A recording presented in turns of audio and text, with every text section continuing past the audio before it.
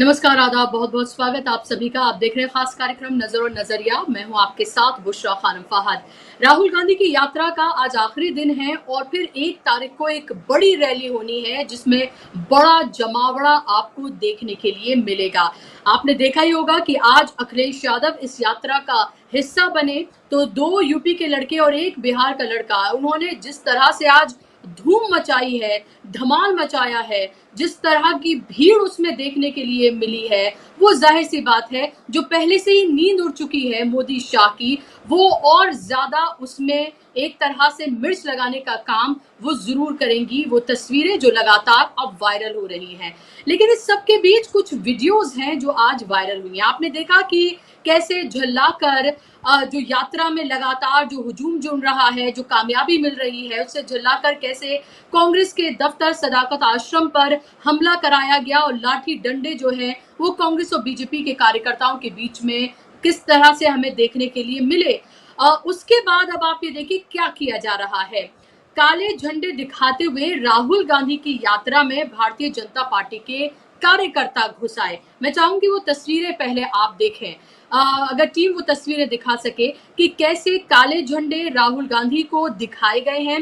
Bharatiya Janata party के ये कार्यकर्ता थे, ये लगातार नारे लगा रहे थे। नारे लगाते हुए उस यात्रा में वो आए। राहुल गांधी की जो खुली जिप्सी है उसके पास तक वो आ गए। राहुल गांधी ने क्या किया फिर, जैसे चित परिचित अंदाज के लिए वो जाने जाते हैं। राहुल गांधी ने दूसरी वीडियो है, आप चाहे तो उसको वीडियो को प्ले करें। राहुल गांधी ने क्या किया, राहुल गांधी ने उन्हें पास बुलाया, पास बुलाकर उनको टॉफियां दी। तो सोचिए अगर आप यही इसी तरह के नारे, इसी तरह के अगर झंडे, काले झंडे अगर मोदी को दिखाए गए होते तो क्या होता। राहुल गांधी के पास मोदी जी के पास आने तो दूर की बात, वो बहुत कई किलोमीटर तक आपको उनके पास तक नजर नहीं आते, जिस तरह का सिक्योरिटी का घेरा और जिस तरह के प्रिकॉशंस लेकर मोदी जी चलते हैं। लेकिन राहुल गांधी तो आम लोगों के बीच में लगातार आपको नजर आ रहे हैं। तो आज भी ऐसा ही हुआ, राहुल गांधी इसी तरह से नजर आए। लेकिन राहुल गांधी ने क्या किया और उससे वो हक्का बक्का रह गए। उनके चेहरे देखने लायक थे उन कार्यकर्ताओं के, कि कैसे राहुल गांधी ने जब उनको पास में बुलाया, बाकायदा तौर पर हाथ से ऐसे करके उनको पास बुलाया और पास बुलाकर उनको टॉफियां दी। तो राहुल गांधी का ये चित परिचित अंदाज है कि जो उनके दुश्मन भी होते हैं उनको भी वो अपना फैन बना लेते हैं, अपना एक तरह से मुरीद बना लेते हैं। अब भारतीय जनता पार्टी के ये कार्यकर्ता कभी भूलेंगे नहीं इस बात को। देखिए आप कैसे वो आए हैं। सिक्योरिटी जाहिर सी बात है रोकती है, उन्होंने रोका, लेकिन राहुल गांधी ने उन्हें बुलाया, उनसे पूछा आखिर भाई किस बात का विरोध कर रहे हो तुम, क्या परेशानी है तुम्हें, क्या हुआ है जिसका विरोध कर रहे हो। और वो सही से जाहिर सी बात है जवाब दे नहीं पाए। राहुल गांधी ने उन्हें भी जैसे सबको टॉफियां वो देते हैं वैसे ही उनको टॉफियां उन्होंने थमा दी। न राहुल गांधी जरा से भी झिझके, डरना तो बहुत दूर की बात है, ना ही किसी तरीके से उनको राहुल गांधी ने अपने पास आने से रोका, बल्कि उनको बुलाया, बुलाकर उनको बाकायदा तौर पर उनसे पूछा। क्योंकि आप ये देख ही रहे हैं कि कैसे लगातार हेडलाइंस डाइवर्ट करने के लिए बताया जा रहा है कि भाई कैसे मोदी जी को जो है वो गाली दी गई है। अब कांग्रेस का ये कहना है कि जिस शख्स ने वो गाली दी, पहली बात तो ये कहा कि निंदनीय है, किसी कीमत पर बर्दाश्त नहीं किया जा सकता। दूसरा उन्होंने कहा कि ये तो बीजेपी की टूल किट है और इस टूल किट के जरिए बाकायदा तौर पर बीजेपी ने अपने एजेंट को प्लांट करवाया ताकि इस तरह की खबरें फैलाकर वो खबरों को डाइवर्ट कर सके और हेडलाइंस मैनेजमेंट कर सके। लेकिन ये तस्वीरें जो है वो बहुत दिन तक जो है वो चुभने जा रही हैं। इनमें से ज्यादातर युवा तो जाहिर सी बात है राहुल गांधी की इस दरिया दिली को देखकर हक्का बक्का ही रह गए होंगे और उनमें से कुछ तो फैन में भी कन्वर्ट हो गए होंगे। अगली एक और वीडियो है जो मैं आपको दिखाना चाहूंगी, जहां मीडिया को एक तरह से सबक सिखाया है राहुल गांधी ने। एएनआई जो कि आपको पता ही है तो एक न्यूज एजेंसी, लेकिन कैसे बीजेपी के एक एजेंट की तरह वो काम करती है ये किसी से छिपा नहीं है। उसका रिपोर्टर राहुल गांधी से बात करने के लिए पहुंचा और राहुल गांधी ने क्या किया, आपको पता है कि Rahul Gandhi otherwise bite, single bite जो है एएनआई को नहीं देते हैं। लेकिन राहुल गांधी ने क्या किया, राहुल गांधी ने उन्हीं का ही माइक का इस्तेमाल किया। वोट चोर, गद्दी छोड़ के नारे जो है वो लगवाए। अगर आप आवाज सुना सकें तो आवाज सुनाइए जरा। चोर, गद्दी चोर, वोट चोर, वोट चोर।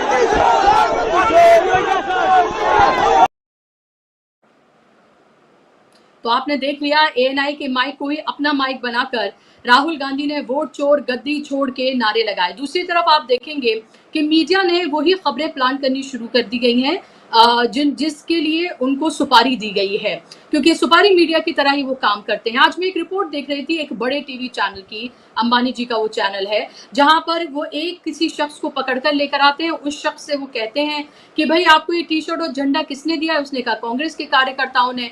क्या आप ऐसे ही इसमें आए हैं? उसने कहा नहीं, पैसे देकर आए हैं। तो उस पर कहता है कि देखिए, ये है वोट अधिकार यात्रा की सच्चाई, कि लोग 500 रुपए लेकर जो है वो यहाँ पर आ रहे हैं और इस तरह से भीड़ जो है वो इकट्ठी की जा रही है। लोगों को पता नहीं है वोट अधिकार वगैरह क्या है। अब आप खुद ही समझिए कि ये किस तरह की बचकानी हरकत है, किस तरह की टूल किट का इस्तेमाल बीजेपी करती हुई नजर आ रही है, वो कैसे हक्का बक्का है इस पूरी यात्रा की कामयाबी को देखते हुए। इससे आप अंदाजा लगाइए कि वो कैसे अब लगातार अपने पिट्ठुओं के जरिए ये खबरें जो है वो प्लांट करा रही है, ताकि यात्रा को बदनाम किया जा सके, ये बताया जा सके कि देखिए ये एसआईआर के लोगों को पता ही नहीं है और ये कोई वोट अधिकार यात्रा नहीं है, ये तो प्लांटेड लोग हैं। ये सब आप सोचिए, ये हजारों की दीवानी भीड़ जो हर जगह पहुंच रही है, जो ऑर्गेनिक भीड़ है, जो प्लांटेड भीड़ नहीं है, जैसे मोदी जी की रैली में आती है, जैसे उनको बसों में भरकर लाया जाता है, क्योंकि ये यात्रा है, ये रैली नहीं है। वो क्या इस तरह से आ सकती है? ये दीवानगी है। और शायद ये बात तो शायद राहुल गांधी, तेजस्वी और दूसरे इंडिया गठबंधन के नेताओं को भी अंदाजा नहीं रहा होगा कि यात्रा इतना जन समर्थन प्राप्त करेगी। उनके चेहरों का कॉन्फिडेंस आप देखिए, सबका, सारे नेताओं का। और इसीलिए आप ये देखिए कि राहुल, आज अखिलेश यादव भी वहां पर पहुंचे हैं, अखिलेश यादव भी इस यात्रा का हिस्सा बने। इसके अलावा आज जो भीड़ देखने के लिए मिली, एक तरह से वो बेकाबू भीड़ थी, उसका बाकायदा तौर पर खुद राहुल गांधी ने अपने मोबाइल से उसका वीडियो जो है वो कैप्चर किया है। और ये देखिए आप, ये वीडियो आप देखिए कि कैसे यहाँ पर राहुल गांधी यहाँ पर है, अखिलेश यादव है, तेजस्वी यादव है, और वहां पर आप ये देखिए कि कैसी दीवानगी है। आवाज जरा आप सुनाइए इस वीडियो की, ताकि अंदाजा हो लोगों को कि क्या कुछ वो यहाँ पर कहते हुए नजर आ रहे हैं। और फिर उसके बाद अखिलेश यादव ने जो महत्वपूर्ण बात आज कही है, उसको भी मैं सुनवाना चाहूंगी, क्या कुछ कहा है अखिलेश यादव ने।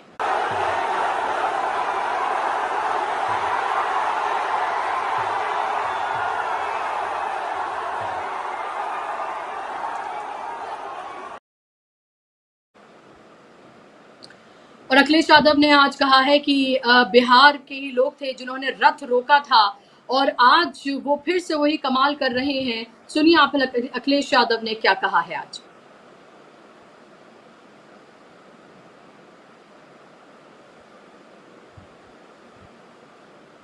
तो मैं आपको सुनाऊंगी कि अखिलेश यादव ने क्या कहा है आज, लेकिन उसके साथ साथ राहुल गांधी ने आज एक ट्वीट किया है, और उस ट्वीट में उन्होंने जो कुछ तस्वीरें हैं जो कि राहुल उनकी अखिलेश यादव के साथ है, और उसके साथ साथ तमाम इंडिया गठबंधन के जो नेता हैं उनके साथ वो तस्वीरें हैं, और उसमें वो लिख रहे हैं, 2 भाई वोट चोरी की तबाही।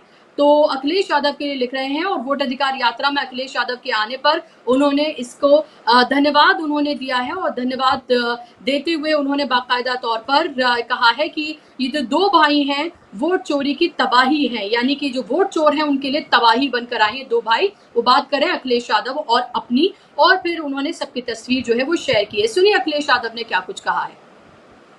ये बिहार के लोग जानते होंगे कि कभी एक बार पहले भी रथ रोका था। बिहार के लोग जानते होंगे कि इसी बिहार ने बीजेपी का रथ रोका था। इस बार भी बिहार की जनता उनका रथ रोकने का काम करेगा।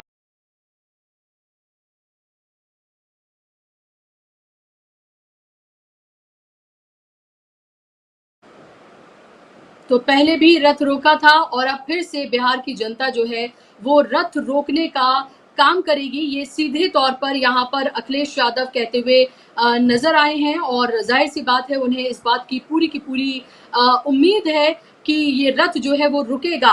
और जो अब सोमवार को यानी कि 1 तारीख को जो जमावड़ा जुड़ने वाला है उसमें तमाम नेता आने वाले हैं।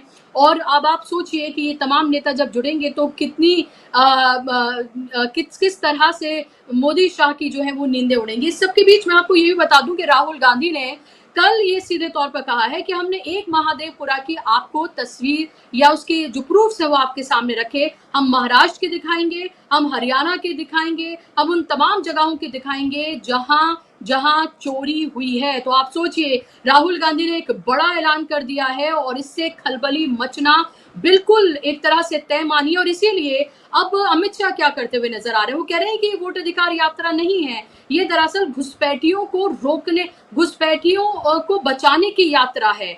ये कितना बड़ा अपमान है बिहार के हर एक नागरिक का, जो लाखों की तादाद में इस यात्रा से जुड़े, जो हजारों की तादाद में रोज जुड़ रहे हैं। आप उन सबको घुसपैठिया बता रहे हैं। आप कह रहे हैं कि घुसपैठियों को बचाने के लिए ये यात्रा की जा रही है। यानी कि तमाम जो लोग इसमें जुड़े हैं, जो नेता इससे जुड़े हुए हैं, आप उनकी तो बेइज्जती कर ही रहे हैं, उनका अपमान तो कर ही रहे हैं आप ये कहकर। और सवाल तो फिर आपके ऊपर भी उठता है अमित शाह जी कि आप 12 साल से आखिर कर क्या रहे थे, अगर घुसपैठिए इतनी बड़ी तादाद में हिंदुस्तान में फल फूल रहे हैं। ये आपकी कितनी बड़ी नाकामी है। आपको तो रिजाइन कर देना चाहिए और इससे कम पर कोई बात नहीं होनी चाहिए अगर जो आप कह रहे हैं उसमें 1% की भी सच्चाई है। चलिए आज इसी पर हम चर्चा करेंगे, इसी पर बात करेंगे। बात करने के लिए मेरे साथ खास मेहमान जुड़ गए हैं। 2 खास मेहमानों को आप देख सकते हैं फिलहाल स्क्रीन पर। मेरे साथ अरुण जी हैं, अरुण दीक्षित जी सीनियर जर्नलिस्ट हैं, दशकों का पत्रकारिता का उनका अनुभव है। अरुण जी बहुत स्वागत है आपका कार्यक्रम में।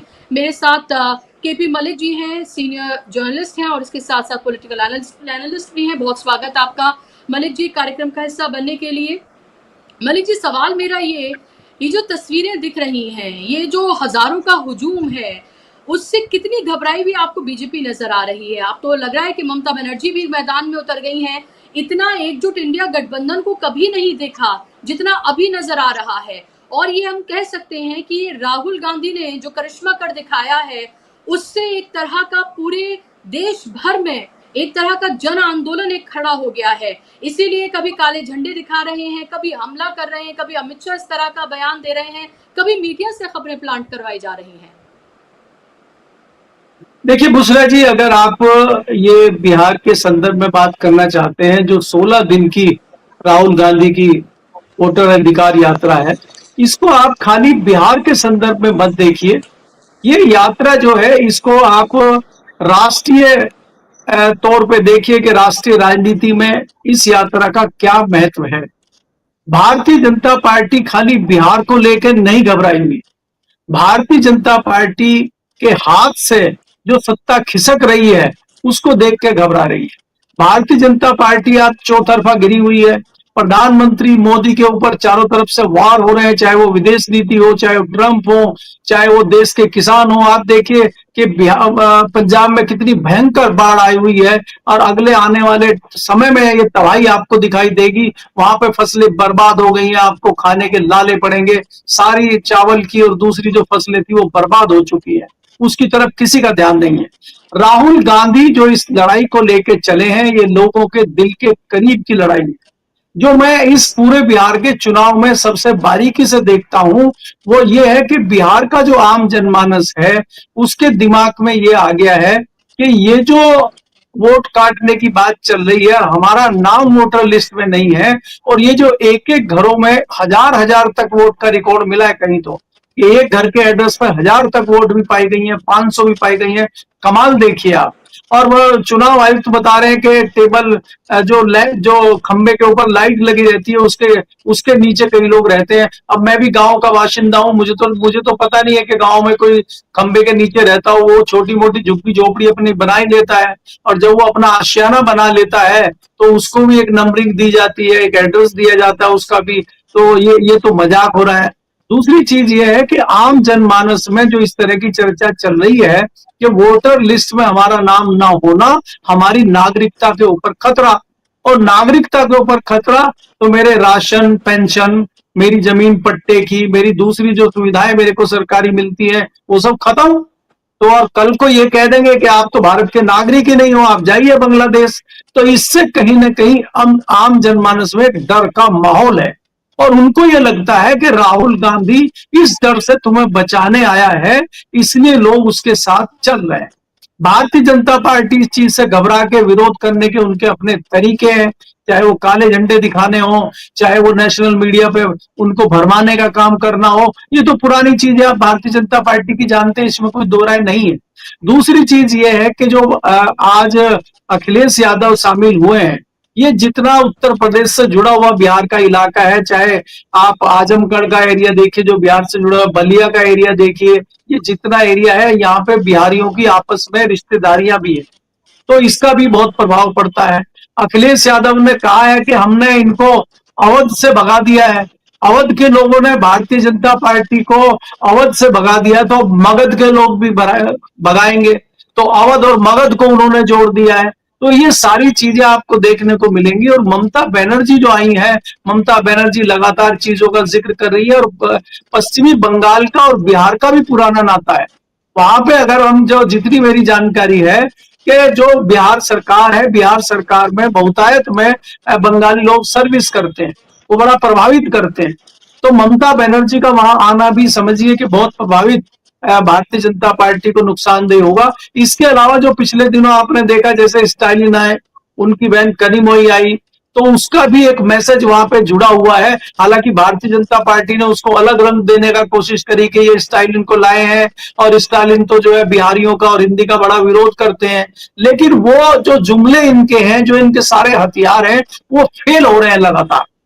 दूसरी चीज आप देखेंगे कि ये जो उपराष्ट्रपति का मामला चल रहा है, उपराष्ट्रपति के मामले में भी कहीं ना कहीं भारतीय जनता पार्टी घिर गई है। चंद्रबाबू नायडू जो इंटरनल पॉलिटिक्स कर रहे हैं, उससे भी भारतीय जनता पार्टी घबराई हुई है, क्योंकि भारतीय जनता पार्टी ने जिस प्रकार से जगन रेड्डी को अपने साथ लेने की कोशिश की है, उससे चंद्रबाबू नायडू छिटक गए हैं। तो अगर उपराष्ट्रपति का चुनाव विपक्ष जीत जाता है, इंडिया गठबंधन जीत जाता है, तो भारतीय जनता पार्टी का क्या हासिल होगा वो आप देखिए, क्योंकि कुछ बागी वोटर भी तैयार हैं। तो बहुत सारे ऐसे इशू हैं जो राहुल गांधी की यात्रा को, राहुल गांधी को मजबूत बनाते हैं। और आप देखिए कि बिहार में बहुत अच्छी स्थिति में भारतीय जनता पार्टी नहीं है, इसमें कोई दो राय नहीं है। और ऐसा भी नहीं है कि वहां पे भारतीय जनता पार्टी पहले से बहुत मजबूत थी और इस बार उसको कोई दिक्कत है नहीं। भारतीय जनता पार्टी की एंट्री बिहार में तमाम षड्यंत्रों के कारण नहीं हो पा रही है। आपने देखा कि आज की स्थिति में भी जो पुराने इलेक्शन हुए थे, उसमें भी तेजस्वी की पार्टी नंबर 1 है। तो आज भी वहां लालू यादव का और उसके परिवार का दबदबा है, जो इस चुनाव में बढ़ता हुआ दिखाई दे रहा है, साफ साफ बढ़ता हुआ दिखाई दे रहा है। और उसमें सहयोग राहुल गांधी का है, इसमें कोई दो राय नहीं है।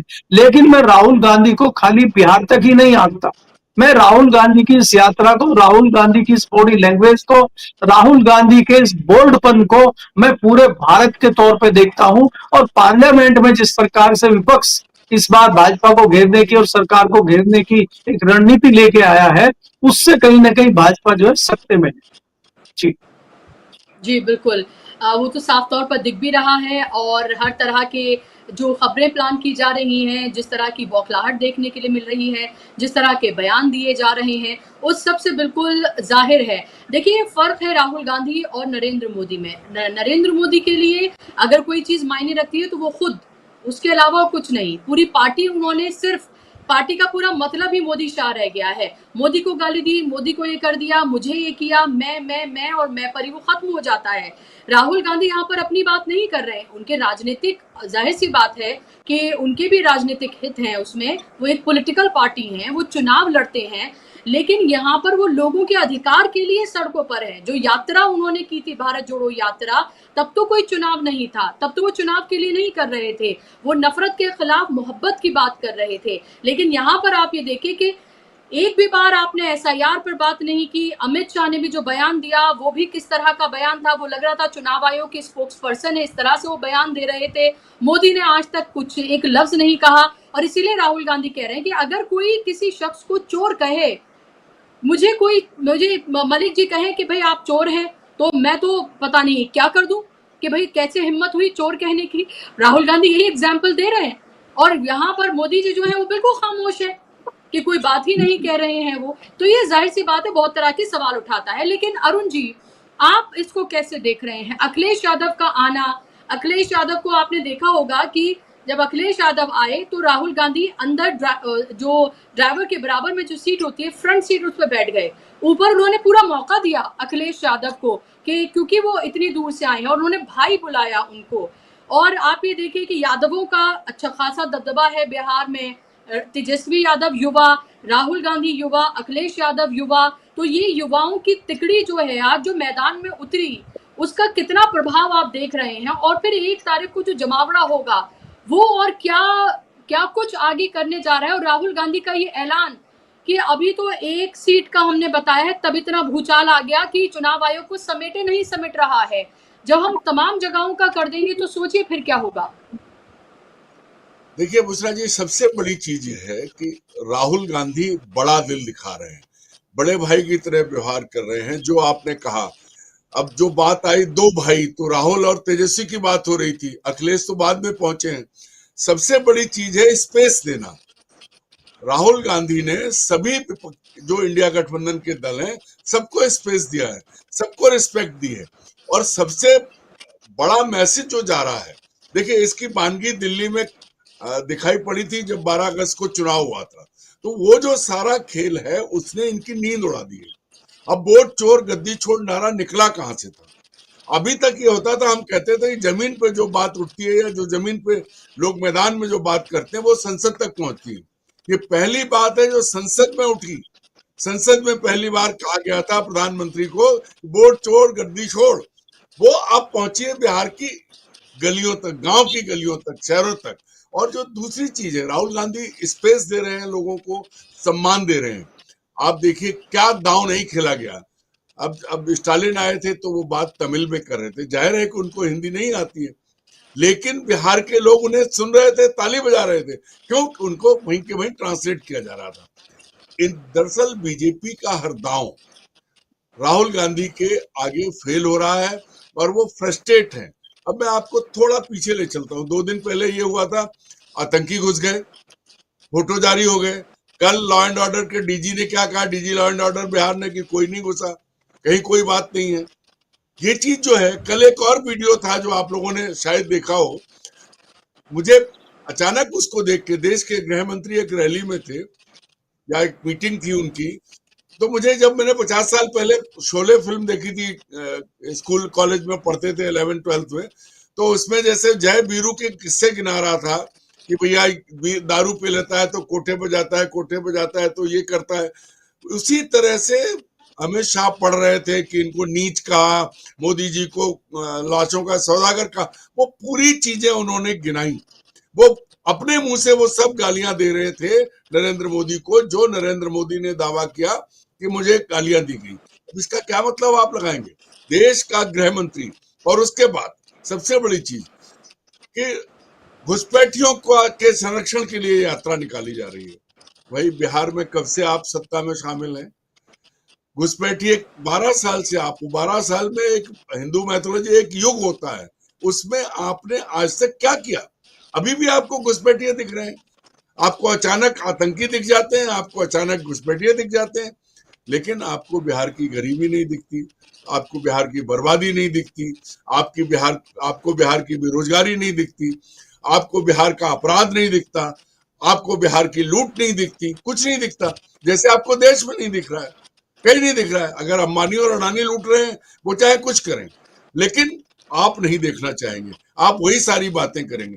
राहुल गांधी उन बातों को उठा रहे हैं। अब आप याद करिए कि मोहब्बत की दुकान के नाम पर इन लोगों ने कितना मजाक बनाया था, और संसद में जब राहुल अपनी सीट छोड़ के मोदी जी से गले मिलने गए थे तो उन्होंने किस तरह के हाव भाव दिखाए थे। ये फर्क है, ये परवरिश का फर्क है, ये संस्कारों का फर्क है। आज देश देख रहा है, एक तरफ संघ के संस्कार हैं जहां गृह मंत्री भी वो भाषा बोल रहा है, और इससे अलग वो लड़का कौन था जिसने, भाई जब एक उस रैली में राहुल नहीं थे, जब जहां पर ये गाली गलौज की बात है, वहां से आपका उसके सारे फोटो कल आ गए थे। लेकिन दुर्भाग्य यह है कि गोदी मीडिया वो नहीं दिखाता है, आप दिखा रहे हैं, पैरेलल मीडिया दिखा रहा है, सोशल मीडिया दिखा रहा है। मोदी मीडिया वो नहीं दिखा रहा है। आज जो गली के गुंडों की जो राजनीति होती है, वो राजनीति देश के प्रधानमंत्री और गृह मंत्री कर रहे हैं। छोटी चीजें, क्या मतलब है, आपने अपना आदमी भेजा, सब एक्सपोज हो गया, उसके बाद प्रेस कॉन्फ्रेंस कौन रहा है? राष्ट्रीय अध्यक्ष बीजेपी। पूरे प्रदेश देश भर में नेताओं ने राहुल गांधी को भला बुरा कहा। क्यों? मोदी जी को गाली दी गई, मोदी जी की माँ को गाली दी गई। अब माँ को गाली और माँ की गाली का फर्क नहीं समझते ये लोग। चलिए ठीक है, देने वाला कौन था? आपका ही आदमी था, या आपने ही करवाया है। और इससे ज्यादा कृष्णा जी, सदाकत आश्रम में क्या हुआ? बिहार सरकार के 2 मंत्री भाजपा कोटे के और 2 विधायक लीड कर रहे थे। ये कांग्रेस का आरोप है, वहां के लोगों का आरोप है। मेरे मित्र पटना में थे, उन्होंने बताया। तो अब आप गुंडागिरी खुद कर रहे हो। सदाकत आश्रम आजादी की लड़ाई का एक बड़ा केंद्र, उसमें आपने तोड़फोड़ की। किस आधार पर? एक झूठा जो आपने खुद प्लांट किया, उसी को आधार बना के। और वहां पुलिस ने कोई कार्रवाई नहीं की। कांग्रेस का स्पष्ट आरोप था, वो वीडियो देखे कि जिनमें पुलिस वाले खुद डंडे लेके अंदर घुस रहे हैं, मारपीट कर रहे हैं, कांग्रेस के कार्यालय में तोड़फोड़ कर रहे हैं। अब सब कौन कर रहा है? ये घुसपैठिए कौन ला रहा है, तोड़फोड़ कौन करा रहा है, गाली कौन दिलवा रहा है? अब चीजें छुपेंगी नहीं। आपका गोदी मीडिया कितनी भी कोशिश कर ले, जैसे वो वीडियो आपने दिखाया है, एनआई कहा गोद चोर गद्दी छोड़, अब ये सब सरकार की गोद में बैठे वही सवाल। आप याद करिए, जब अभी जो अपने राष्ट्रपति पद के, उपराष्ट्रपति पद के जो प्रत्याशी हैं, उनको जब गृह मंत्री ने नक्सल समर्थक कहा, सुप्रीम कोर्ट के जज पे आप सवाल उठा रहे हैं। फिर जब आपको तड़ी पार कहा जाता है, आपकी उस मानसिकता की बात की जाती है, तो आपको बुरा क्यों लगता है? क्यों आप हरकत वही कर रहे हैं। एक जज जो फैसला देता है वो किसी पार्टी और उसके नहीं, आप उन्हें नक्सल समर्थक बता रहे हैं। और उस सलवा जुड़ूम आंदोलन का, जब मैं मध्य प्रदेश छत्तीसगढ़ देख रहा था, दोनों राज्य कवर कर रहा, भाई भाई से लड़ा, आपस में संघर्ष हुआ, खून खराबा, नक्सली अपने आप मजबूत हुए, क्योंकि सरकार ने आदिवासियों को आपस में लड़ा दिया।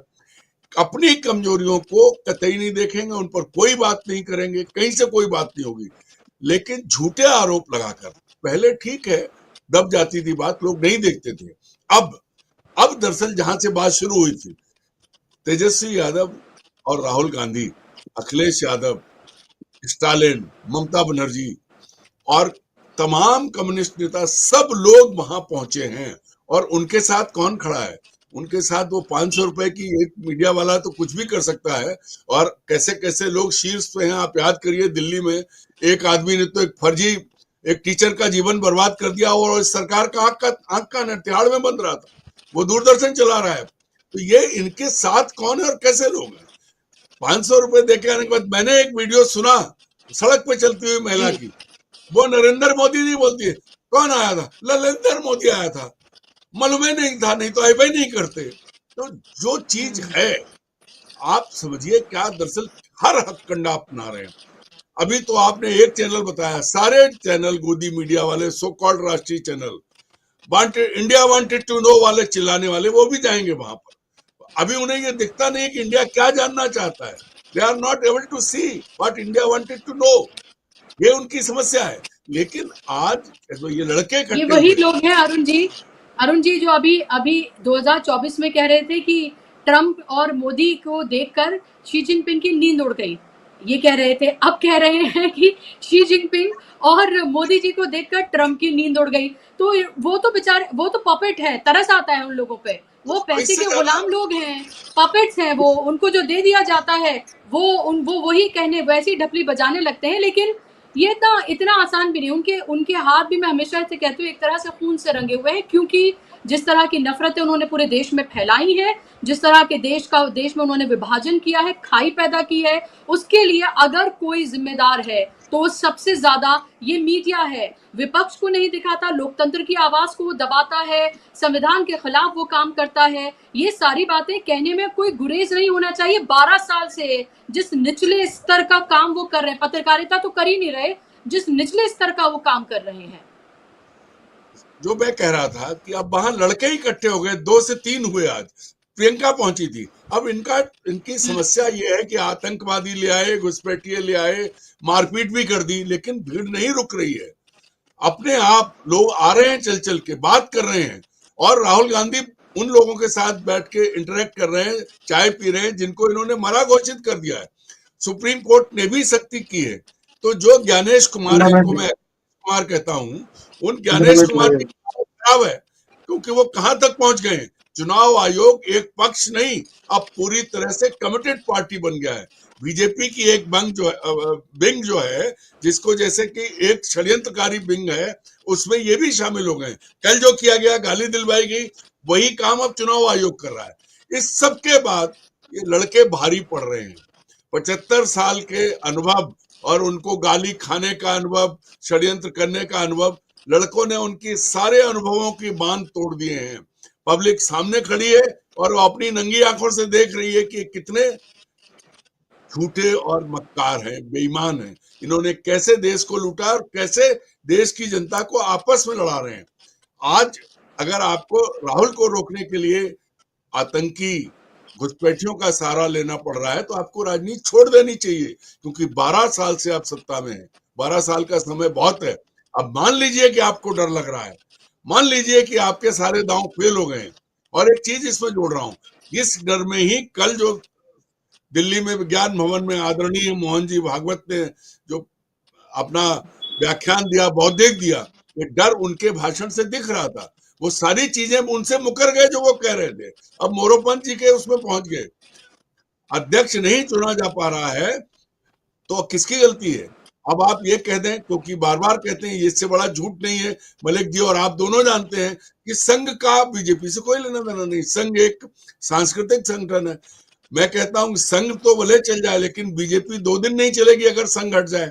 सारे अनुषंगिक संगठन जो संघ से जुड़े हुए हैं, वो सब मिलके काम कर रहे हैं। और जब ये लगा, राष्ट्रीय स्वयंसेवक संघ को भी इस बात का एहसास हुआ कि राहुल गांधी नरेंद्र मोदी को धोबी पाट मारने जा रहे हैं, तो वो अपनी भाषा बदल गए। उन्होंने स्वयंसेवकों से कह दिया कि काशी और मथुरा में जाओ, संघ नहीं जाएगा। स्वयंसेवकों के बिना संघ क्या है?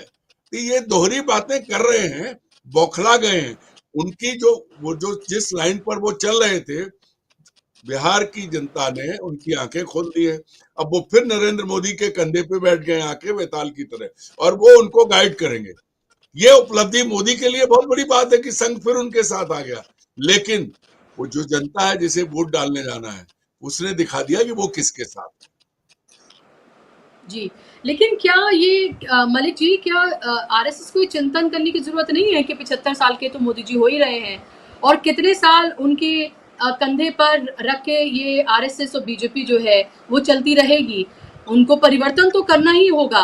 क्या उनको ये दिख नहीं रहा कि मोदी जी की सभाओं में अब भीड़ नहीं आ रही है, मोदी जी को अब लोग सुनना नहीं चाहते हैं, उनके भाषण उबाऊ हो चुके हैं, उनका करिश्मा बिल्कुल खत्म हो चुका है। जो भी उन्होंने अब सरकारें बनाई हैं, महाराष्ट्र से लेकर हरियाणा की, यहाँ तक कि लोकसभा 2024 की, वो सब की सब जो है वो ठगी से बनाई गई हैं, ये विपक्ष कह रहा है।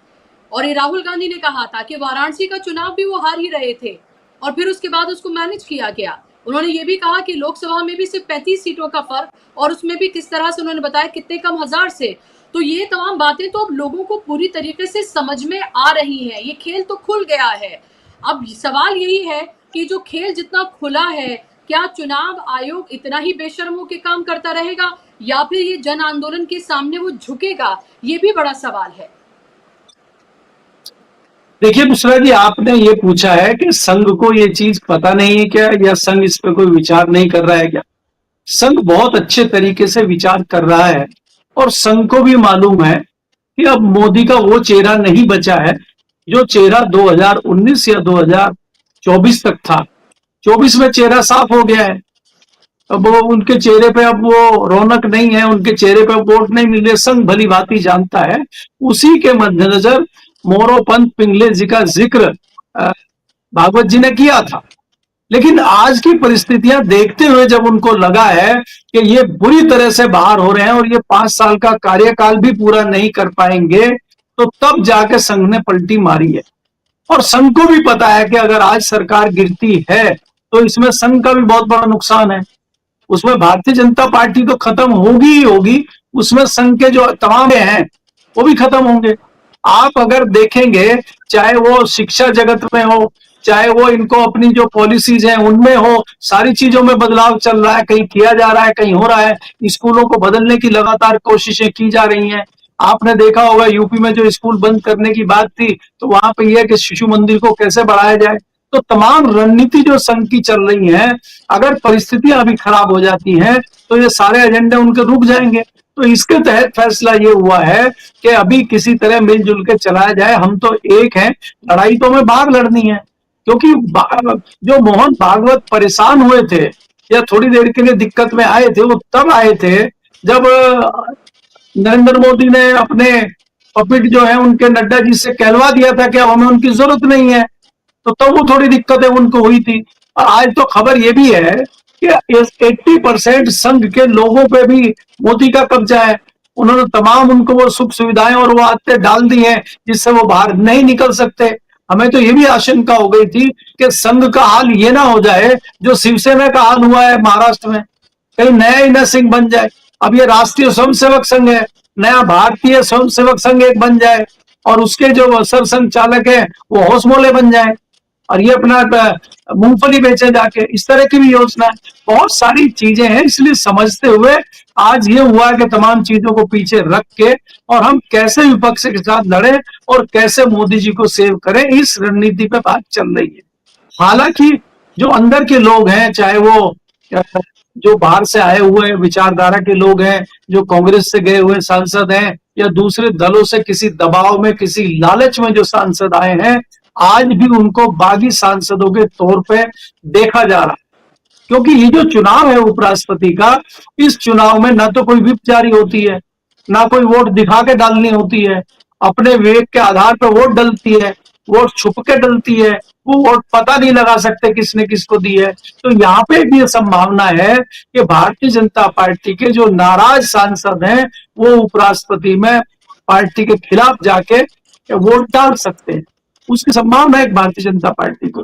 दूसरी चीज ये है कि चुनाव आयोग हो या कोई दूसरी इनकी संस्थाएं हो, चाहे संघ के कितने भी सहयोगी संगठन हो, अब भारतीय जनता पार्टी को बचाने की स्थिति में नहीं है। ये चीज अब जनता में चली गई और दूसरा जब भी बहुत सारी चीजें सामने आने वाली हैं। आप याद कीजिए, एक समय मोदी जी कहते थे कि रुपये का दाम गिरता है तो प्रधानमंत्री की आबरू गिरती है। आज तो प्रधानमंत्री की आबरू गिर नहीं रही है। जब 67 रुपए लीटर पेट्रोल बिक रहा था तो ये कह रहे थे लूट मची हुई है देश में। आज तो 100 रुपए से कम कहीं मिल नहीं रहा है। और उसमें भी क्या चोरी कर रहे हैं कि आप 20% एथनॉल मिला रहे हैं और 20% एथनॉल मिला के तमाम लोगों की गाड़ियां का आपने भट्टा बिठा दिया है, तमाम एवरेज कम हो गया है और 1 रुपया कम आपने डीजल पेट्रोल पे नहीं किया। तो ये बात अभी जनता में धीरे धीरे आ रही है। अब जनता में जब ये बात आ रही है कि मेरी लुटाई एक तरफ से नहीं हो रही है, चारों तरफ से मेरे को लूटा जा रहा है, तो उसको कम से होश ठिकाने आ रहे हैं उसके। सिर्फ भक्तजन बचे हुए हैं जिनको कुछ पता ही नहीं आगे पीछे का। तो उन भक्तजनों के पीछे आप लंबी यात्रा नहीं कर सकते। इसलिए मैं आपको कह रहा हूं कि ये सरकार अपना 5 साल का कार्यकाल भी किसी तरह पूरा कर लेगी, मुझे इसमें भी संशय है। ये आपका बहुत बड़ा केंद्र बिंदु है उपराष्ट्रपति का चुनाव, और उसके बाद जो बिहार का जो चुनाव होगा उसके जो परिणाम होंगे वो बड़ा टर्निंग पॉइंट होगा, जिससे विपक्ष इकट्ठा हो रहा है, इसमें कोई दो राय नहीं है। आप खुद भी अगर देखेंगे, अगर हम 3 महीने पहले विपक्ष की इंडिया गठबंधन की बात करते थे तो कई लोग कहते थे कि इंडिया गठबंधन में दरार आ गई है, इंडिया गठबंधन टूट गया है, अखिलेश यादव अपनी टिकटों की घोषणा कर दे रहे हैं, कांग्रेस से उनकी दूरियां बढ़ गई हैं। अब वो दूरियां बढ़ गई थी लोगों की नजरों में, भक्तों की नजरों में, तो आज उनको पता लग गया होगा। अब वो कह रहे हैं कि भाई 2 भाई आ गए, 3 भाई आ गए, अब 3 तिगाड़ा हो गए हैं ये, और चुनाव आयोग का काम बिगाड़ा हो गए, क्योंकि 3 की टीम उधर है, जो तीन तिगड़ी उधर बनी हुई है मोदी शाह और ज्ञानेश कुमार की, तो 3 की तिगड़ी इधर भी है, राहुल गांधी, अखिलेश और तेजस्वी की। तो जो तिगड़ी की लड़ाई चल रही है, इस तिगड़ी की लड़ाई में कौन आपको जीतता हुआ दिखाई दे रहा है, ये मुझे कहने की बात नहीं है। ये चुनाव बिहार के जो परिणाम आएंगे वो आपको बता देंगे। और ऐसी बहुत सारी चीजें हैं अभी जो आपको उपराष्ट्रपति चुनाव के बाद ही दिख जाएंगी। जी जी बिल्कुल, उपराष्ट्रपति का जो चुनाव है वो बहुत महत्वपूर्ण देखा जा रहा है। शायद अब से पहले कभी इसका इतना राजनीतिक विश्लेषण नहीं किया गया होगा जितने इस चुनाव का किया जा रहा है। क्योंकि आप ये देखिए, अगर छोटा सा एक चुनाव कॉन्स्टिट्यूशनल क्लब का ये बता दे कि किसकी चल रही है और कैसे भारतीय जनता पार्टी में ही दो फाड़ हैं, और राहुल गांधी ने जिसको सपोर्ट किया, विपक्ष ने जिसको सपोर्ट किया बीजेपी के कैंडिडेट को ही, यानी कि बीजेपी पार्टी से ही वो आते हैं, वो जीत जाते हैं। जगदीप धनखड़ का इस्तीफा ले लिया जाता है और उसके बाद उनका क्या हुआ किसी को नहीं पता है। फिर खबरें प्लांट करके बताया जाता है कि भाई वो तो टेनिस खेल रहे हैं, वो ये कर रहे हैं, वो योगा कर रहे हैं, बिल्डिंग बना रहे हैं, ये सब कुछ सारी बातें जो है वो कही जाती है। जब जगदीप धनखड़ का इस्तीफा लिया गया था तब से ही ये पता चल गया था कि सरकार के खंभे जो है वो उखड़ रहे हैं, ये साफ तौर पर पता चल गया था। वो नर्वसनेस जो है इस पूरे मॉनसून के सेशन में देखने के लिए मिली। एक भी हम ये कहें कि लड़ाई जो होती है, एक तरह की राजनीतिक जो कुश्ती हमें देखने के लिए मिलती है पार्लियामेंट के अंदर, उसमें माइनस में ही रही है इस बार बीजेपी। पूरा नैरेटिव वो खो चुकी है, जमीन जो है वो खो चुकी है। अब तक ये होता था कि नैरेटिव बीजेपी बनाती थी, विपक्ष जवाब देता हुआ नजर आता था, और अब नैरेटिव पर इस कदर हावी हो गया है विपक्ष कि जवाब देते नहीं बन रहा है बीजेपी को। ऐसे में बिहार का इलेक्शन अरुण जी कैसे लड़ने जा रहे हैं? जी कुछ मैं अरुण जी से माफी चाहते हुए एक चीज इसमें जोड़ना चाहता हूँ। ये देखिए, जैसे कि आपने कहा है कि पहले भारतीय जनता पार्टी हमलावर रहती थी, इनके तमाम जो वो टीम है, जो ट्रोलर की टीम है, वो हावी रहती थी और कांग्रेस या विपक्षी दल उसका जवाब देते थे। आज तस्वीर पलट गई है, अब भाजपा के पास जवाब देने को कुछ नहीं है। इस सवाल ये सबसे बड़ा ये है कि उपराष्ट्रपति का जो इस्तीफा हुआ है वो सवालों के घेरे में। पहली बात तो यह है कि आरटीआई में साफ हो गया है कि उपराष्ट्रपति राष्ट्रपति भवन गए नहीं। अगर उपराष्ट्रपति राष्ट्रपति भवन गए नहीं तो इस्तीफा किसने दिया? उन्होंने तो अपने हाथ से इस्तीफा लिखा ही नहीं, वो तो टाइप था। क्या वो उनके साइन थे? क्या उनका इस्तीफा वास्तव में हुआ है? क्या वो अभी कहां है? तो ये इतने सारे सवाल खड़े हो गए। आप क्या कर रहे हैं कि फर्जी खबरें प्लांट करवा रहे हैं। देश का सबसे बड़ा अखबार जिसको माना जाता है इंडियन एक्सप्रेस, वो खबर लिखता है कि उपराष्ट्रपति की वाइफ जो है मकान देखने गई है अपना, उनका जयपुर में मकान बना, वो मकान भी देखा ही और मीडिया के हाथ नहीं लगी, वो और सिर्फ जो है सैटेलाइट जो लगा हुआ था इंडियन एक्सप्रेस का उसको दिख गई। आज एक और खबर चलाई गई राजस्थान में जो उपराष्ट्रपति धनखड़ ने अपनी पेंशन के लिए अप्लाई कर दिया है। अब वो बताइए, वो वहां विधानसभा में पहुंच गए पेंशन अप्लाई करने के लिए और हमें दिखाई नहीं दे रहे, मीडिया के कैमरे के सामने ही नहीं आ रहे। तो ये खबरें इस तरह की प्लांट की जा रही हैं इन चीजों से बचने के लिए। लेकिन आप कब तक बचाएंगे? सवाल इतने सारे खड़े हो गए हैं जिसमें भारतीय जनता पार्टी चारों तरफ से फंस चुकी है। और दूसरा आपको ये भी होगा, शॉर्ट में बता दूं कि जिस प्रकार से आपने क्या जगन रेड्डी को फोन किया राजनाथ ने और कॉन्फिडेंस में नहीं लिया चंद्रबाबू नायडू को, चंद्रबाबू नायडू ने ही ये नाम सजेस्ट किया है सुदर्शन रेड्डी का। और सुदर्शन रेड्डी और चंद्रबाबू नायडू के रिश्ते आज के नहीं है। जब वो जज भी नहीं बने थे, वकील थे, और वो नेता भी नहीं बने थे ढंग से चंद्रबाबू नायडू, तब से इनके रिश्ते हैं। तो चंद्रबाबू नायडू क्या पलटी मारेंगे, चंद्रबाबू नायडू क्या करेंगे, ये भी अभी देखने वाली बात है जो 9 तारीख को आपके सामने आएगी। जी बहुत महत्वपूर्ण बात आपने कही है कि चंद्रबाबू नायडू के चंद्रशेखर रेड्डी जो है उनसे किस तरह के संबंध हैं। और इस बार ये लग रहा है नीतीश तो देखिए बिल्कुल पता ही नहीं है कि वो किस गुनूदगी में है, कहाँ है, क्या कर रहे हैं, कहाँ चले गए हैं। सिर्फ वो प्रधानमंत्री की रैली होती है वहां हाथ जोड़ते हुए मोदी जी के लिए नारे लगवाते हुए वो नजर आते हैं, उसके बाद वो नहीं नजर आते हैं। पार्टी तो पहले से ही बीजेपी के पूरे कंट्रोल में है। और दूसरा, लेकिन अगर यहाँ पर हम बात करते हैं टीडीपी की, अगर हम बात करते हैं, अभी सरकार बनी है आंध्र प्रदेश की, और जाहिर सी बात है जिस तरह से एसआईआर किया गया उसके बाद भी चंद्रबाबू नायडू ने अपनी बहुत सख्त नाराजगी दिखाई थी और अपना डेलीगेशन भेजा था। बहुत सख्त अल्फाज में उन्होंने चिट्ठी लिखी थी। और अब ये जो पूरा का पूरा जो अभी उपराष्ट्रपति का जो चुनाव होने जा रहा है, इसमें तेलुगु वर्सेस तमिल की जो की पूरी लड़ाई है ये भी सामने निकल कर आ रही है। तो अभी इसमें बहुत बड़ा खेल होना है और इसीलिए देखिए बीजेपी बहुत नर्वस है और फंसी हुई है। अगर ये हार गई तो मुझे लगता है नैतिकता के आधार पर ही बीजेपी को अपनी सरकार जो है उसको बर्खास्त एक तरह से कर देना चाहिए, क्योंकि हाथ से ही आपकी जब सब कुछ चला गया तो फिर आप सत्ता में बने हुए क्यों हैं। अरुण जी, लास्ट कमेंट आपका। देखिए, सबसे पहले बुशरा जी, मैं सहमत नहीं हूँ इस बात से। नैतिकता, आज बीजेपी और नैतिकता कोई नैतिकता कौन सा सिद्धांत हुआ, दूर दूर तक नहीं है। क्यों? मैं एक और बात, आपकी बात का जवाब बाद में दूंगा, मलिक साहब हैं, एक बात समझ लीजिए, मैं ये मानता हूं व्यक्तिगत तौर पर कि नरेंद्र मोदी और संघ प्रमुख का रिश्ता डोनाल्ड ट्रंप और नरेंद्र मोदी रिश्ते जैसा ही है। अगर आप इतिहास में जाएं, संघ ने किसी के साथ मुरब्बत नहीं की है, किसी का सगा नहीं है। आप याद कीजिए, जिन्ना साहब की मजार पे गए थे अडवाणी जी, इस्तीफा मांगने संजय जोशी पहुंच गए थे, संघ ने उन्हें बाहर कर दिया था। मोदी को यह मालूम है कि अब उनका वो ढलान की ओर है, उनको संघ उतनी देर तक बर्दाश्त करेगा जितनी देर वो काम के है। अगर कल को मोदी कमजोर होंगे, सबसे पहले धक्का उनको देगा तो संघ देगा। और संघ का चरित्र देखिए आप, संघ के स्वयंसेवक, कल संघ प्रमुख ने कहा कि स्वयंसेवक जो चाहे, स्वयं सेवकों से संघ चलता है। लेकिन कभी हमने, आपने सब फील्ड में, मलिक जी और बेहतर इस वक्त जानते हैं, कि क्या कभी आपने सोचा है कि संघ के वो स्वयंसेवक जो बूढ़े और लाचार हो जाते हैं, वो कहाँ जाते हैं, उनका क्या होता है? वो बेचारे, वो जिस घर को छोड़ के आए होते हैं उसी पर लौट के बोझ बनते हैं। संघ किसी का सगा नहीं है, संघ अपने स्वयंसेवकों को भी धोखा देता है।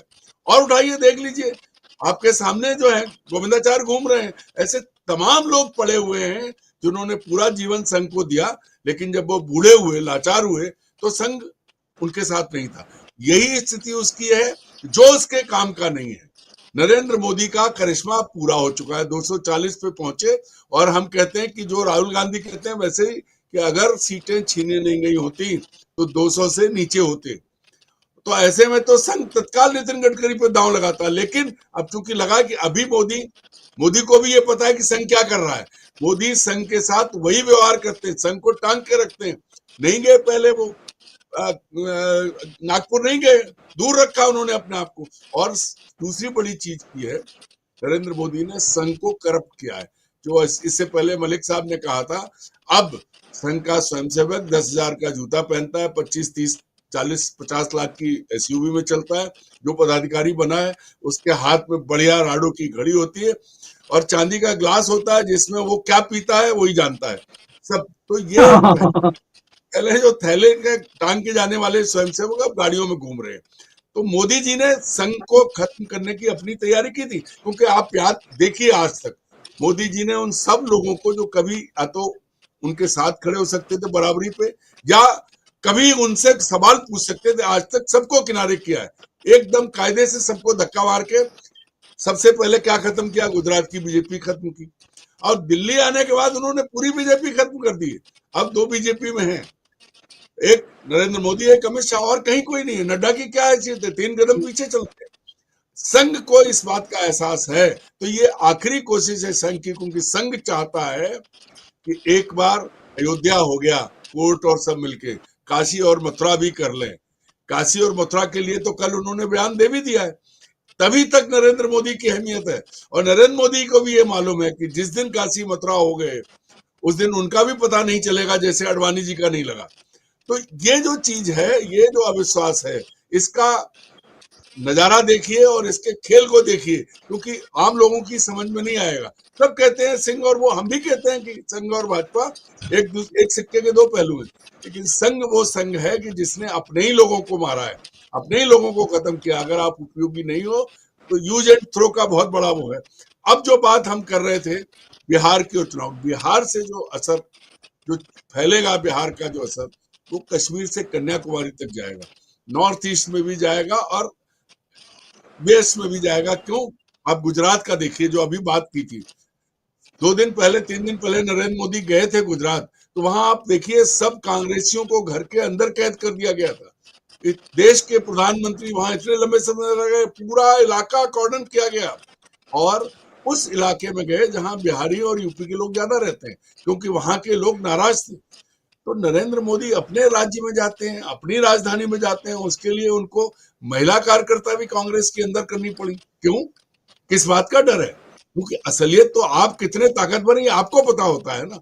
तो मोदी जी की स्थिति ये है कि जब वो सीना तान के अपने घर नहीं जा सकते, सीधे खुली गाड़ी में अपने घर नहीं पहुंच सकते, लोगों को घर बैठाना पड़ रहा है, तो वो देश का सामना क्या करेंगे?